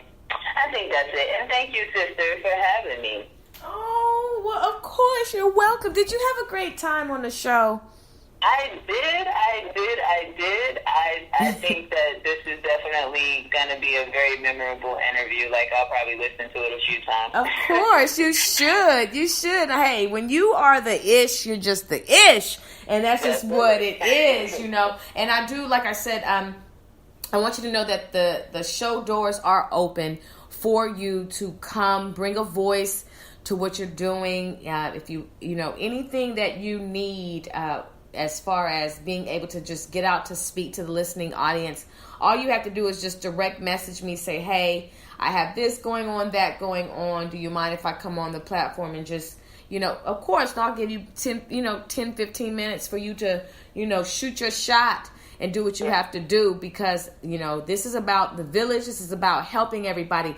And this is about teaching people how to unify and teaching sisters how to get along, you know, teaching sisters how to edify one another, and, you know, just all of those great things, because I don't participate in anything else but just serving the village and looking after my brothers and my sisters. I'm not with the whole knock your crown off, hate on you, put you in a position to where you... More women out like us, like, honestly, because I get behind and push, and that is a saying at my home church. Mm-hmm. Like, I will get behind you and push. Like, seriously, I want you to get to your goal, because some of my goals, I was pushed, like, hey, let's do it, and still am to this day.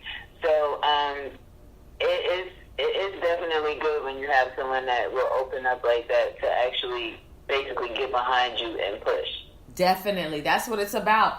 And with that being said, this is not going to be goodbye. This is just going to simply be that I will talk to you later, but I will be sending you a direct message with a copy of the show. Yay. So you can definitely listen to it as many times as you want to. And shout out to all of your family members and everybody that's listening. Hello to your mother, your stepfather, just everybody. Thank you for allowing this beautiful sister to be a part of the Sister Speak show. And I thank God for creating you, and for us being able to have this dialogue today, my sister. It was definitely a blessing, and it was time well spent. Yes, it was. Thank you, sister. I will be getting with you about getting my team interviewed as well. Oh, now, don't gas me up now, because I'm ready. Oh, no. I'm going to find out schedules and get everybody straight, and we'll figure out who's going first, second, third, but we're going to get everybody in there. Bring them. As long as they're willing to talk, as long as they have something to say, and as long as they have great energy, please bring them on to the show. And I look forward to that. Thank you, my sister. I hope you have a blessed weekend and a blessed week. And may you be encouraged. May you prosper. May you continue to fight that good fight. May you continue to press. May you continue to, get up, get out, and get something. May you continue to touch lives. May you be blessed with all of the work that you're doing with the homeless. May you continue to get an abundance of donations to where you can continue to make these healthcare packages. May there be media coverage about all of what you and the others who are a part of your group. May there be media coverage in Fayetteville, North Carolina for what you're doing. May the spirit of Fayetteville change, and may there be really just a blessing that comes over all of those who are going through. And may you be charged and may you be strengthened to go out there into the valley, because you're going into the valley. And may you be equipped from head to toe, that you may be able to withstand the wiles of the devil, and that you may be able to withstand the wiles of everything that's coming at you. Because a lot of times when you are rescuing people, sometimes they will bite. And that's just an analogy. It's just like if you rescue a dog off of the streets, and I'm not comparing the homeless to dogs. I'm just using this for an example. I get what you're saying. You know what I'm saying? Don't want to be saved. Yeah. And sometimes they do want to be saved, but you have to be careful how you prize something that is caught up, because they may bite you because they don't understand that you're there to help and not hurt. And so just may there be an understanding as you all have the interactions that you have. And with that being said, my sister, Godspeed to you, and may you be blessed in all of your endeavors. I receive that, sister. Thank you so much, and same to you. Yes, my sister. I'll talk to you soon, okay? All righty. Have a good night. You too. Brothers and sisters, let's give a well-deserved round of applause for my special guest this evening on the tour, Dominique Clark.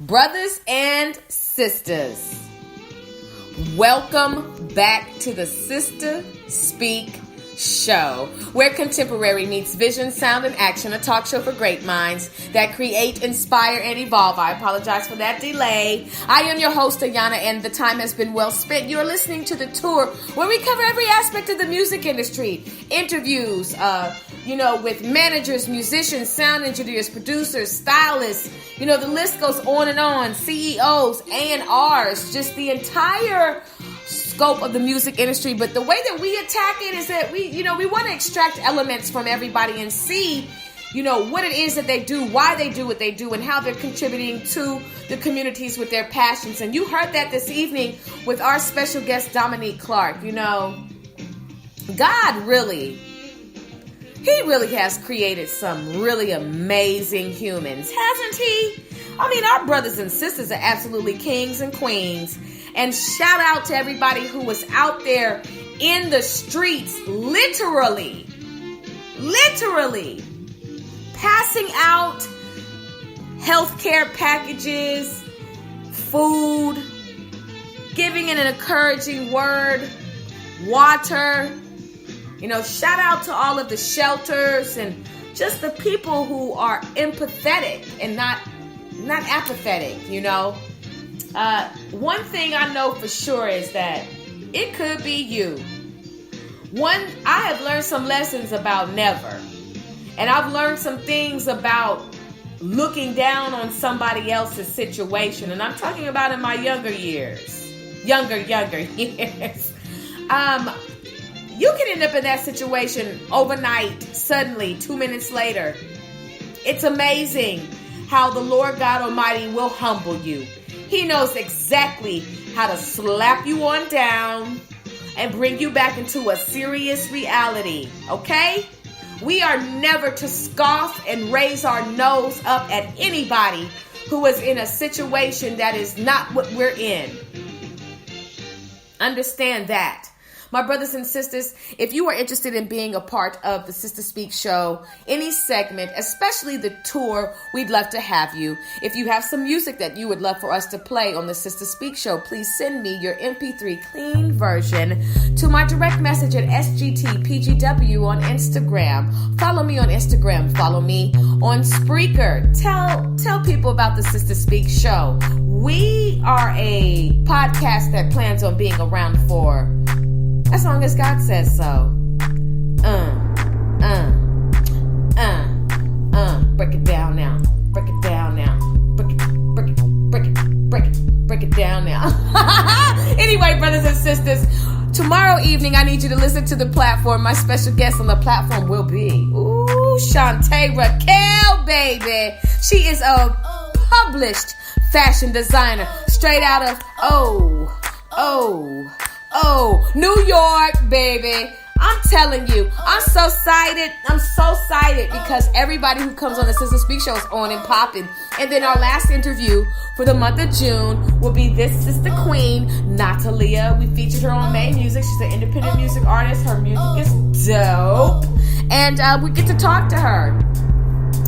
I thank you all for tuning in. I hope you have a wonderful weekend, a wonderful rest of your week. I want you to get up, get out, and get something. I want you to practice your purpose and practice your purpose passionately. Now, that's a tongue twister. Normally, I would have jacked that up, but I am so grateful that went well the first time. How old were you when you tried your first tongue twister? Sally sells seashells down by the seashore. Peter Piper picked a pack of pickled peppers. How much did Peter Piper pick? But of course you got to say it faster. These are some of the things that I had to learn. When I was taking acting classes, I was like, what the heck does that have to do with anything? Well, it has the fact to do with the fact that sometimes when you talk, you're going to be talking real fast, and you need to be able to make sure that you're saying what you need to say at an appropriate time to where everybody can hear what you're saying, and so that you don't mumble talk what you're saying. Anyway, brothers and sisters, thank you so much for listening to the Sister Speak show. I'm just playing around with y'all, having a little fun with you all. Please tune in next time to the Sister Speak show tomorrow evening, 7 p.m. Central Standard Time. To the platform, my special guest will be Shantae Raquel. My special guest this evening was Dominique Clark. I will definitely talk to you later, okay? Take care now.